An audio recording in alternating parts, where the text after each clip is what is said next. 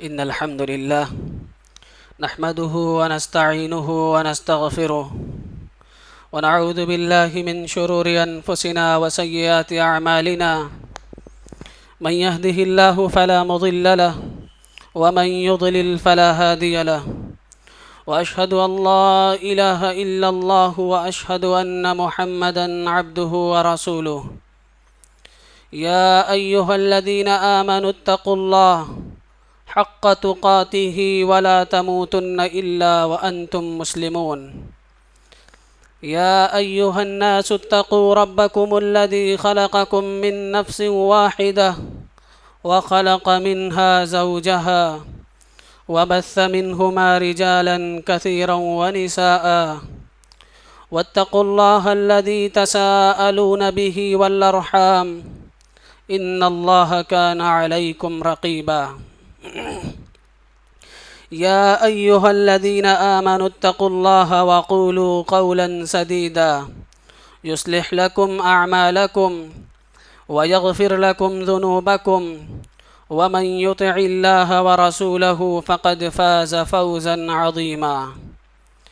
أما بعد فإن خير الحديث كتاب الله، وخير الهدي هدي محمد صلى الله عليه وسلم، وشر الأمور محدثاتها، وكل محدثة بدعة، وكل بدعة ضلالة، وكل ضلالة في النار.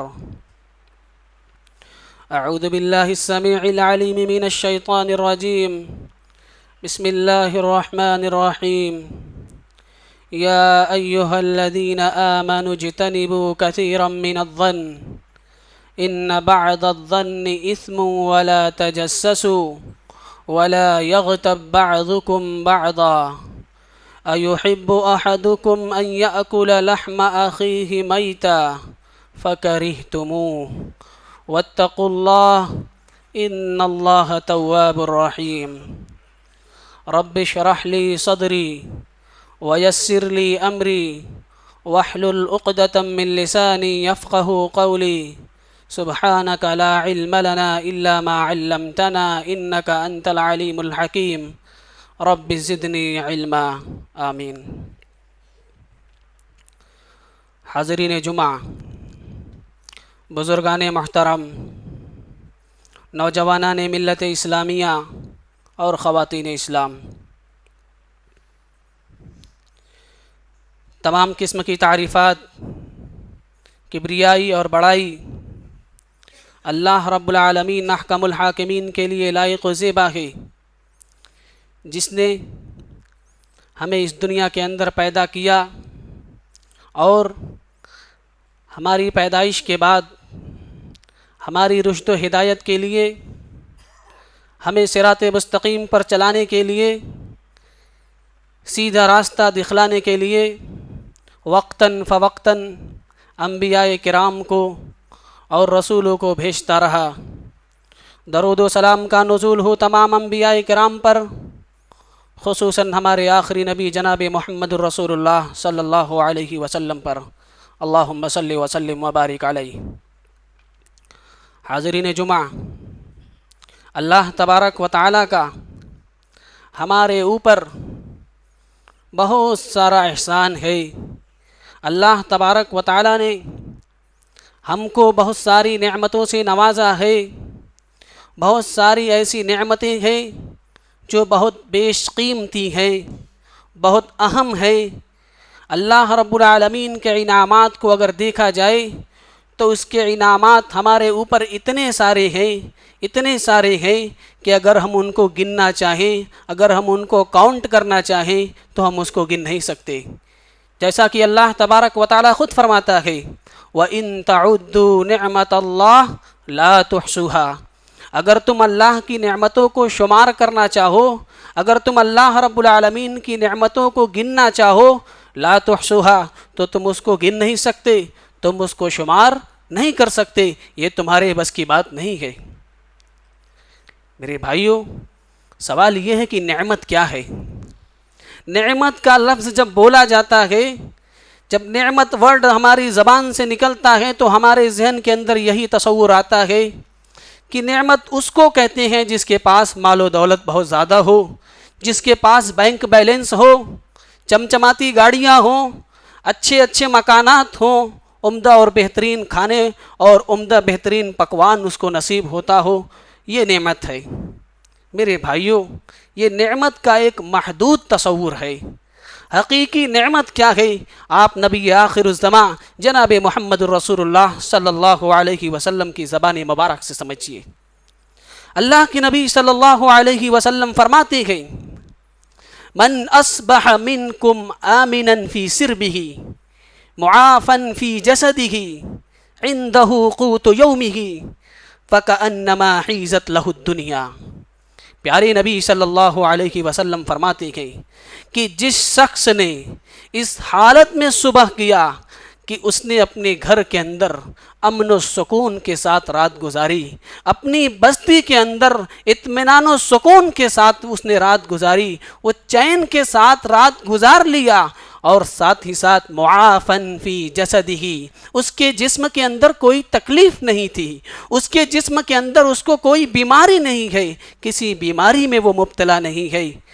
اور اللہ کے نبی صلی اللہ علیہ وسلم فرماتے ہیں، عندہ قوت یومہ، اس کے پاس ایک دن کی خوراک موجود ہو، اس کے پاس ایک دن کا کھانا موجود ہو، فکأنما حیزت لہ الدنیا، تو گویا دنیا کی ساری نعمتیں اس شخص کو مل گئی، دنیا کی ساری نعمتیں اس شخص نے پا لیا۔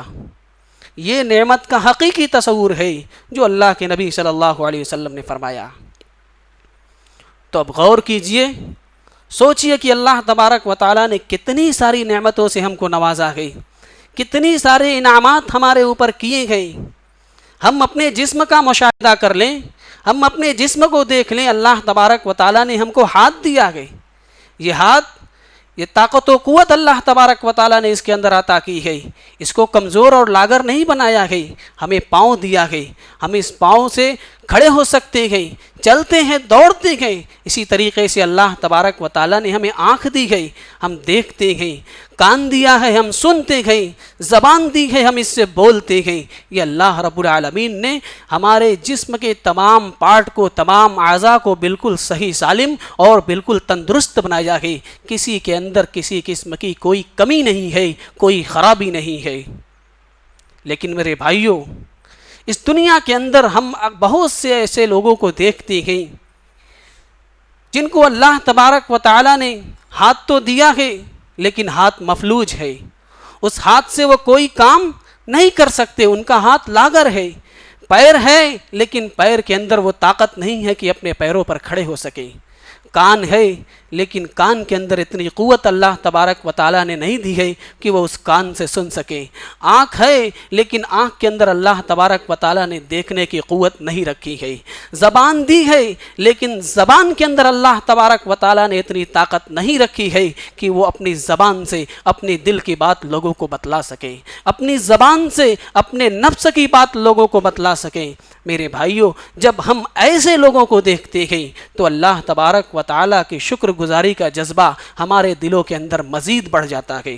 ہم اور زیادہ اللہ رب العالمین کی شکر گزاری کرتے ہیں کہ اے اللہ، تیرا لاکھ لاکھ شکر ہے کہ تو نے ہمیں وہ تمام پارٹس ہمارے جسم کے جو ہیں وہ بالکل صحیح سالم بنائے ہیں، بالکل تندرست بنائے ہیں۔ میرے بھائیوں، انہی نعمتوں میں سے ایک اہم نعمت، ایک قیمتی نعمت زبان ہے، جس کے متعلق آج کے اس خطبہ جمعہ کے اندر تھوڑی سی گفتگو کی جائے گی۔ زبان ایک بہت قیمتی سرمایہ ہے، ایک بہت قیمتی نعمت ہے۔ اگر اس کا استعمال صحیح طریقے سے کیا جائے، اگر اس کا استعمال ٹھیک طریقے سے کیا جائے تو معاشرے کے اندر ماحول خوشگوار ہوتا ہے، آپس میں اخوت اور محبت قائم ہوتی ہے، لوگ ایک دوسرے سے مل جل کر کے رہتے ہیں، سماج اور معاشرے کے اندر نفرت نہیں پھیلتی ہے۔ لیکن اگر اسی زبان کا استعمال غلط طریقے سے کیا جائے، اسی زبان سے لوگوں کی برائیاں کی جائے تو سماج اور معاشرے کے اندر محبت کے بجائے نفرت پیدا ہو جاتی ہے۔ سماج اور معاشرے کے اندر لوگ ایک دوسرے سے بغض و حسد کرنے لگتے ہیں، لوگ ایک دوسرے کے ساتھ مل کر کے نہیں رہتے۔ اسی لیے اللہ تبارک و تعالیٰ نے اور اللہ کے نبی صلی اللہ علیہ وسلم نے سب سے زیادہ جس بات کی تاکید کی ہے اور جس بات پر سب سے زیادہ زور دیا ہے وہ زبان کے استعمال پر سب سے زیادہ زور دیا ہے۔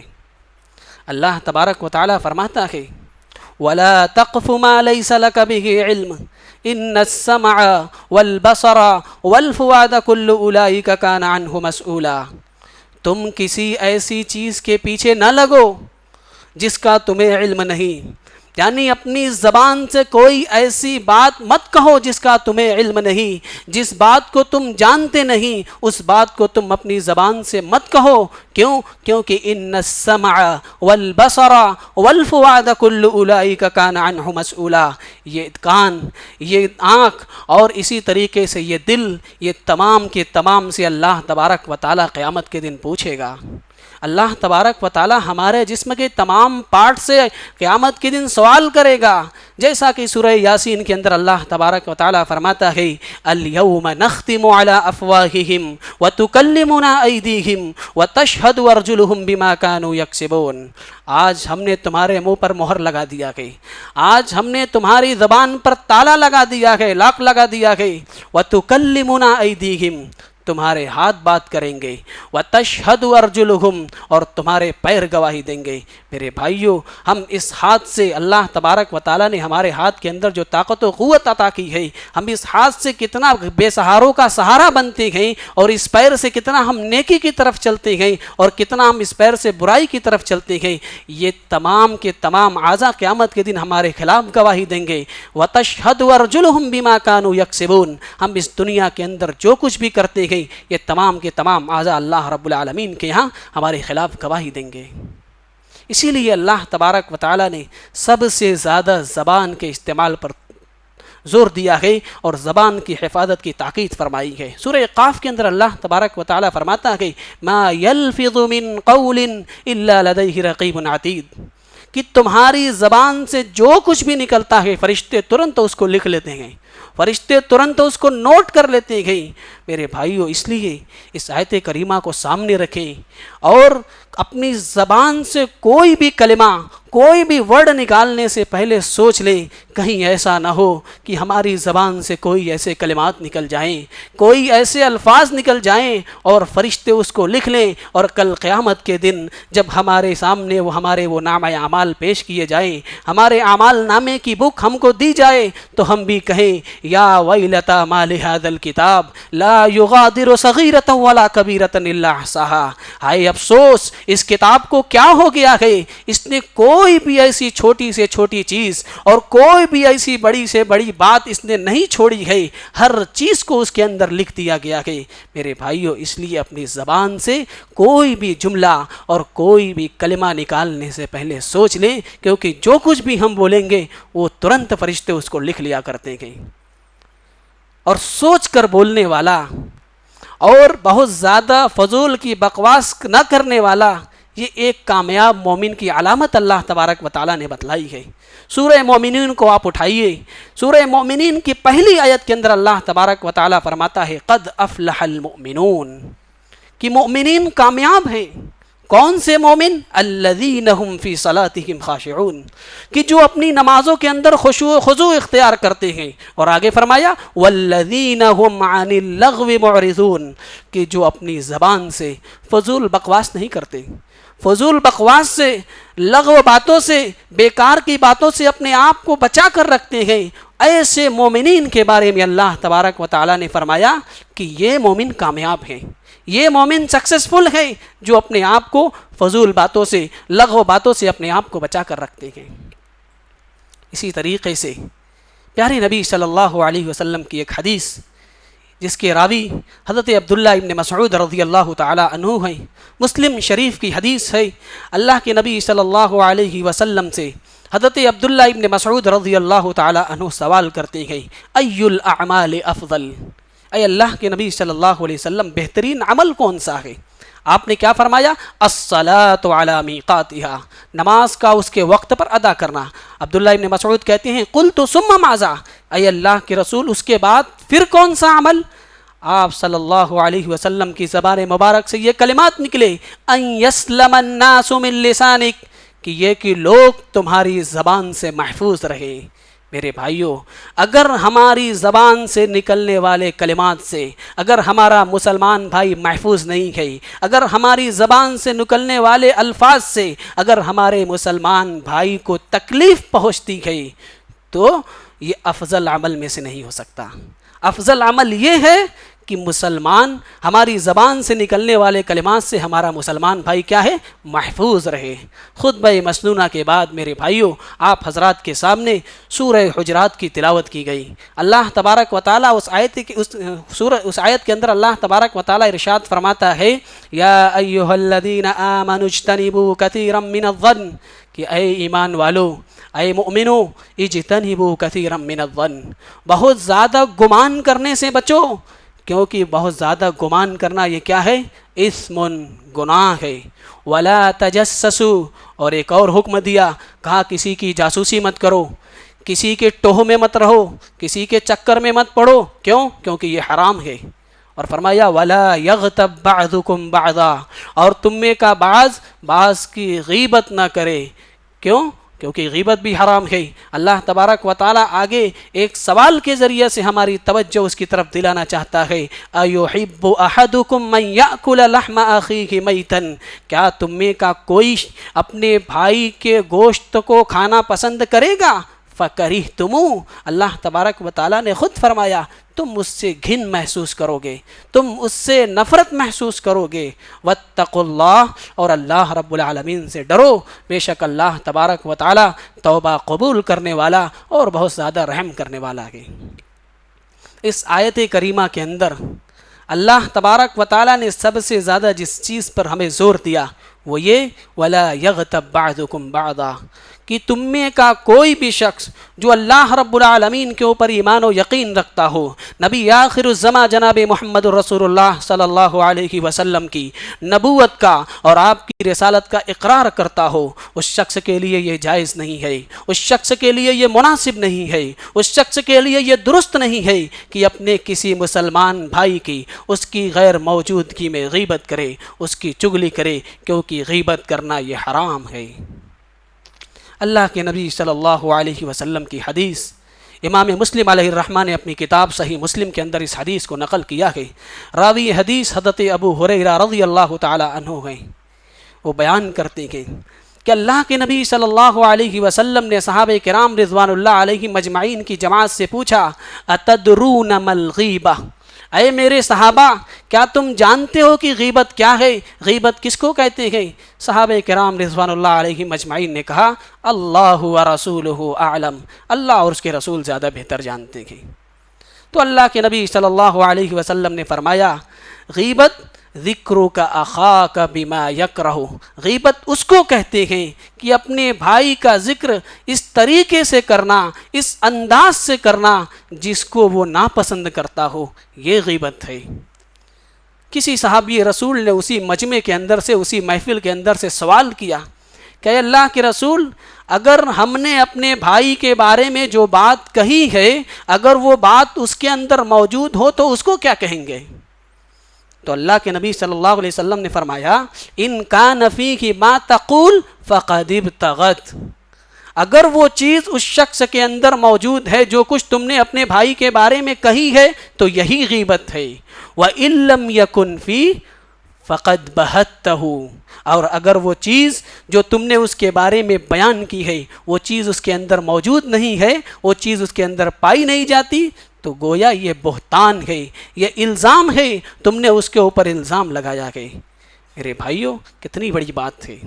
اسی طریقے سے اللہ تبارک و تعالیٰ اس آیت کریمہ کے اندر ایک سوال کیا تھا، ایحب احدکم، اس سوال کیوں کیا؟ کیونکہ ہماری توجہ دلانا چاہتا ہے، ہمیں اس کی جانب دھیان دینے کی کوشش کرانا چاہتا ہے کہ ہم اس پر غور کریں کہ کیا تم میں سے کوئی اس بات کو پسند کرے گا کہ اپنے مرے ہوئے بھائی کے گوشت کو کھائے؟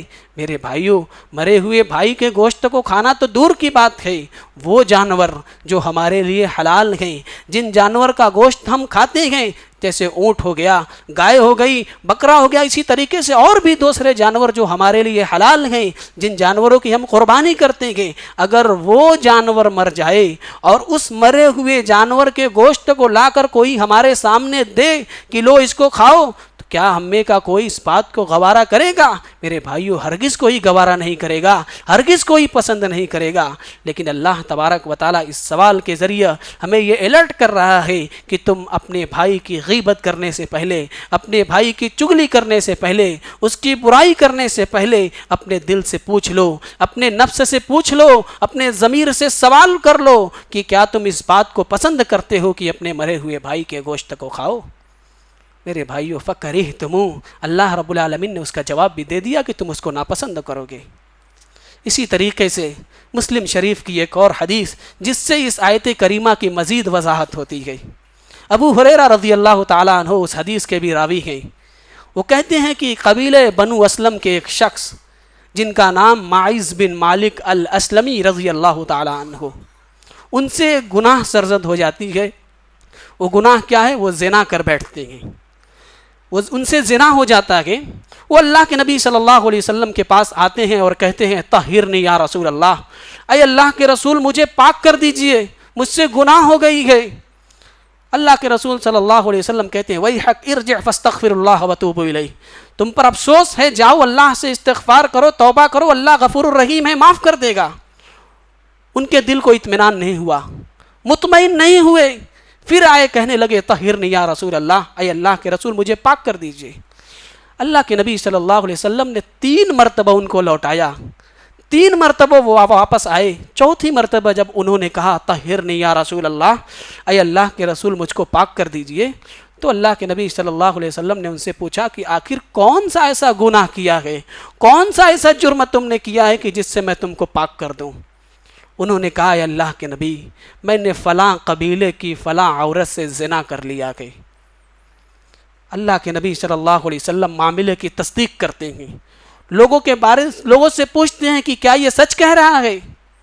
لوگ اس بات کی تصدیق کرتے ہیں کہ ہاں یہ سچ کہہ رہے ہیں۔ چنانچہ ان کے اوپر حد نافذ کی جاتی ہے، ان کو پتھروں سے مار کر کے ہلاک کر دیا جاتا ہے، انہیں رجم کر دیا جاتا ہے، ان کے اوپر حد نافذ کر دی گئی، معاملہ ختم ہو گیا۔ لیکن راوی حدیث حضرت ابو ہریرہ رضی اللہ تعالی عنہ وہ کہتے ہیں کہ جب ان کو رجم کر دیا گیا، جب ان کے اوپر حد نافذ کی گئی، تو صحابہ کرام کے اندر طرح طرح کی باتیں ہونے لگیں، کوئی ان کے بارے میں کچھ کہتا، کوئی کچھ کہتا۔ اسی اثنا میں اللہ کے نبی صلی اللہ علیہ وسلم کا ایک راستے سے گزر ہوتا ہے۔ نبی صلی اللہ علیہ وسلم ایک راستے سے گزرتے ہیں، 2 انصاری شخص آپس میں باتیں کر رہے ہوتے ہیں۔ معیز بن مالک الاسلمی رضی اللہ تعالیٰ عنہ کے بارے میں باتیں کر رہے ہیں۔ ایک انصاری شخص اپنی زبان سے کہتا ہے کہ معیز بن مالک کے گناہوں پر اللہ تبارک و تعالیٰ نے پردہ ڈال رکھا تھا، کوئی جانتا نہیں تھا کہ معیز بن مالک نے زنا کیا ہے، لیکن اس کے نفس نے اس کا پیچھا نہیں چھوڑا، یہاں تک کہ وہ کتے کی موت مرا۔ یہ نازیبہ کلمات، یہ اذیت ناک کلمات اللہ کے نبی صلی اللہ علیہ وسلم کی مبارک کان کے اندر پڑتے گئے۔ آپ خاموشی سے آگے بڑھتے گئے، آگے بڑھتے ہیں، ذرا آگے چلتے گئے تو آپ کی نظر ایک مرے ہوئے گدھے کی لاش کے اوپر پڑتی گئی، جو کئی دن کا مرا ہوا تھا۔ اس کی لاش پھول گئی تھی، اور پھولنے کی وجہ سے راوی حدیث کہتے ہیں کہ اس کا پیر اوپر اٹھ گیا تھا۔ اللہ کے نبی صلی اللہ علیہ وسلم نے کہا کہ ان دونوں انصاری شخص کو حاضر کیا جائے۔ چنانچہ ان دونوں کو حاضر کیا جاتا ہے۔ آپ صلی اللہ علیہ وسلم ان دونوں سے کہتے ہیں کہ جاؤ اور اس گدھے کی لاش سے کھاؤ۔ وہ کہتے ہیں کہ اللہ کے نبی، ہم اس مرے ہوئے گدھے کی لاش کو کیسے کھا سکتے ہیں؟ تو اللہ کے نبی صلی اللہ علیہ وسلم نے کہا کہ ابھی ابھی تم نے اپنے بھائی کی عزت پر جو حرف زنی کی ہے، ابھی ابھی تم نے اپنے بھائی کے بارے میں جو نازیبہ کلمات اپنی زبان سے نکالے گئے، اس گدھے کی سڑی ہوئی، اس مرے ہوئے گدھے کی لاش کو کھانے سے بھی زیادہ بری بات تم نے اپنی زبان سے نکالی گئی۔ غور کیجئے میرے بھائیوں، اس حدیث کے مفہوم کو، اس کے معنی کو میری ماؤں، میری بہنوں، میرے بھائیوں اپنی ذہن و دماغ کے اندر اس کو 2 بار 3 بار 4 بار اس کو ریپیٹ کریں، غور کریں کہ ہم اپنی زبان سے اپنے بھائی کی، اپنی بہن کی کتنی غیبت کرتے گئے۔ 24 گھنٹے کے اندر، دن بھر کے اندر اپنی زبان سے اپنے بھائی کو کیا کیا کہتے ہیں؟ کیا ہم نے کبھی اس کا محاسبہ کیا؟ کیا ہم نے کبھی اس کے بارے میں غور و فکر کیا؟ میرے بھائیوں، آج تو عالم یہ ہے کہ غیبت اس طریقے سے کی جاتی ہے گویا کہ غیبت گناہ ہی نہیں ہے، گویا کہ غیبت گناہ ہی نہیں ہے، چغل خوری گناہ ہی نہیں ہے، جبکہ اللہ تبارک و تعالیٰ نے اس کو حرام کر دیا ہے، اس کو حرام قرار دیا ہے۔ میرے بھائیوں، اس موقع پر مجھے انس بن مالک رضی اللہ تعالیٰ عنہ کا وہ قول یاد آ رہا ہے۔ حالانکہ انس بن مالک رضی اللہ تعالیٰ عنہ نے وہ قول اس وقت کہا تھا جب ابھی صحابہ زندہ تھے، جب تابعین اور تبع تابعین زندہ تھے، اسلاف کا وہ دور تھا۔ اس دور میں انس بن مالک رضی اللہ تعالیٰ عنہ نے وہ قول اور وہ کلمات کہے تھے کہ تم آج کے زمانے میں جن گناہوں کو تم بہت ہلکا سمجھتے ہو، آج کے زمانے میں جن گناہوں کو تم بہت معمولی سمجھتے ہو، ان کننا لنعدها على عہد رسول اللہ صلی اللہ علیہ وسلم من الموبقات، کہ ہم نبی اکرم جناب محمد رسول اللہ صلی اللہ علیہ وسلم کی عہد مبارک میں، آپ کے زمانے میں ہم اس کو مہلک گناہ اور خطرناک گناہ تصور کیا کرتے تھے، ہلاک کر دینے والا گناہ سمجھتے تھے۔ میرے بھائیوں، ہم اور آپ غیبت کو کیا سمجھتے ہیں؟ ہم اور آپ غیبت کو کیا سمجھتے ہیں؟ غیبت یہ ایک ایسا جرم ہے، یہ ایک ایسے گناہ ہے کہ جیسے ہی ہم اس دنیا سے رخصت ہوں گے، اور دنیا سے رخصت ہونے کے بعد ہماری جو آخرت کی سب سے پہلی منزل ہے قبر ہے، اس قبر کے اندر ہم کو سزا ملنی شروع ہو جائے گی۔ مسلم شریف کی حدیث ہے، راوی حدیث حضرت ابو بکرہ رضی اللہ تعالیٰ عنہ ہے۔ وہ کہتے ہیں کہ اللہ کے نبی صلی اللہ علیہ وسلم کے ساتھ میں اور میرے ساتھ ایک اور شخص تھے، میں ان کے داہنی طرف تھا، وہ انصاری صحابی جو تھے وہ آپ کے بائیں طرف تھے، بیچ میں اللہ کے نبی صلی اللہ علیہ وسلم تھے۔ ہم لوگ ایک راستے سے جا رہے تھے، ہمارا گزر ایک راستے سے ہو رہا تھا، اتنے میں ہمارے سامنے 2 قبر نمودار ہوتی ہے۔ اللہ کے نبی صلی اللہ علیہ وسلم ان دونوں قبر کو دیکھ کر کہتے ہیں انہما یعذبان، ان دونوں قبر والوں کو عذاب ہو رہا ہے۔ اور عذاب کیوں ہو رہا ہے؟ وما يعذبان من کبیر، ہم اور آپ جس کو بہت معمولی سمجھتے ہیں، جس کو بڑا گناہ نہیں سمجھتے، میرے بھائیو، اللہ کے نبی صلی اللہ علیہ وسلم نے فرمایا کہ ان کو عذاب کیوں ہو رہا ہے؟ اللہ کے نبی صلی اللہ علیہ وسلم نے فرمایا کہ ایک قبر والے کو جو عذاب ہو رہا تھا اس کی وجہ یہ تھی کہ وہ جب دنیا کے اندر پیشاب کرتا تھا تو پیشاب کے چھینٹے سے نہیں بچتا تھا، پیشاب کرتا تھا تو پیشاب کے چھینٹے اس کے اوپر اڑ کر کے آتے تھے، جس کی وجہ سے اس کو قبر کے اندر عذاب دیا جا رہا ہے۔ اور دوسرا وہ شخص جو اپنے مسلمان بھائی کی، اس کی غیر موجودگی میں اس کے پیٹھ پیچھے اس کی برائیاں کرتا تھا، اپنے بھائی کی عزت پر کیچڑ اچھالتا تھا، جس کی وجہ سے اس کو قبر کے اندر عذاب دیا جا رہا ہے۔ جب دنیا سے ہم رخصت ہوں گے، قبر کی پہلی منزل، آخرت کی پہلی منزل یہ قبر ہے، اس کے اندر ہمارے جرم کی سزا ہم کو ملنا شروع ہو جائے گی۔ غیبت یہ مہلک گناہ ہے اور یہ خطرناک جرم ہے۔ راوی حدیث حضرت ابو بکرہ کہتے ہیں کہ اللہ کے نبی صلی اللہ علیہ وسلم نے ہم کو حکم دیا کہ تم میں سے کوئی جائے اور ایک درخت کی ٹہنی لے کر آئے۔ ہم دونوں، وہ کہتے ہیں کہ ہم دونوں دوڑے، اللہ کے حکم کے نبی کی حکم کی تعمیل کے لیے ہم دونوں دوڑے اور ایک ٹہنی لے کر آئے۔ اللہ کے نبی صلی اللہ علیہ وسلم نے اس ٹہنی کو 2 ٹکڑے کیا اور دونوں قبر کے اوپر رکھ دیا اور کہا جب تک یہ دونوں ٹہنیاں ہری بھری رہیں گی تب تک ان کے عذاب میں کمی ہوتی رہے گی۔ یہ غیبت کرنے والوں کا انجام ہوگا میرے بھائیوں قبر کے اندر۔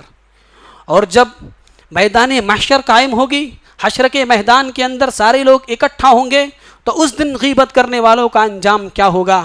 اللہ کے نبی صلی اللہ علیہ وسلم اس کے بارے میں بھی فرماتے ہیں۔ صحابہ کرام سے پوچھتے ہیں کہ اے میرے صحابہ بتاؤ اتدرون من المفلس، کیا تم جانتے ہو کہ مفلس کون ہے؟ راوی حدیث حضرت ابو ہریرہ رضی اللہ تعالیٰ عنہ ہے، مسلم شریف کی صحیح حدیث ہے۔ اللہ کے نبی صلی اللہ علیہ وسلم صحابہ سے پوچھتے ہیں کہ اے میرے صحابہ بتاؤ مفلس کون ہے؟ تو صحابہ کہتے ہیں کہ المفلس فینا من لا درہم لہ ولا متاع، جس کے پاس درہم و دینار نہ ہو، جس کے پاس روپیہ پیسہ نہ ہو، وہی مفلس ہے۔ اللہ کے نبی صلی اللہ علیہ وسلم نے فرمایا میری امت کا مفلس وہ ہے یأتی یوم القیامت بصلاۃ وصیام وصدقہ، ویاتی قد شتم ھذا واکل مال ھذا وضرب ھذا، کہ میری امت کا مفلس وہ ہے جو قیامت کے دن اس حال میں آئے گا کہ اس نے بہت زیادہ نمازوں کا اہتمام کیا ہوگا، روزوں کا اہتمام کیا ہوگا، صدقہ و خیرات کرنے والا ہوگا، اس کے پاس نیکیوں کا انبار ہوگا، نیکیوں کا ایک بڑا خزانہ اس کے پاس ہوگا، لیکن جب اللہ تبارک و تعالیٰ کے دربار میں وہ حاضر ہوگا تو اس کے خلاف، اس کے اپوزٹ میں بہت سارے لوگ ایسے ہوں گے جس کو دنیا کے اندر اس نے برا بھلا کہا ہوگا، اپنی زبان سے اس نے برے بھلے کلمات اپنی زبان سے ادا کیے ہوں گے، کسی کو گالی دی ہوگی، کسی کو اذیت پہنچائی ہوگی، کسی کو مارا ہوگا، کسی کے مال کو ناحق طریقے سے کھایا ہوگا، وہ تمام کے تمام لوگ اس کے خلاف کھڑے ہو جائیں گے۔ اللہ تبارک و تعالیٰ ان تمام لوگوں کو اس کے بدلے میں اس کی نیکیاں اٹھا کر کے دے دے گا، اور ابھی لوگ باقی رہیں گے، نیکیاں ختم ہو جائیں گی تو اللہ تبارک و تعالیٰ ان کی گناہوں کو اٹھائے گا اور اس کے اوپر لاد دے گا۔ فطرحت علیہ، پھر صحابہ کو، فرشتوں کو حکم دے گا کہ اس کو جہنم کے اندر پھینک دیا جائے، ثم طرح فی النار، پھر اس شخص کو جہنم کے اندر پھینک دیا جائے گا۔ یہ صورتحال ہوگی ایسے لوگوں کی جو دنیا کے اندر اپنی زبان سے اپنے مسلمان بھائی کو اذیت پہنچاتے ہیں، اس کو تکلیف دیتے ہیں، اور جب میدان محشر کے بعد جنت اور جہنم کا فیصلہ ہوگا تو جب ان کو جہنم کے اندر ڈالا جائے گا تو ان کو کون سا عذاب دیا جائے گا؟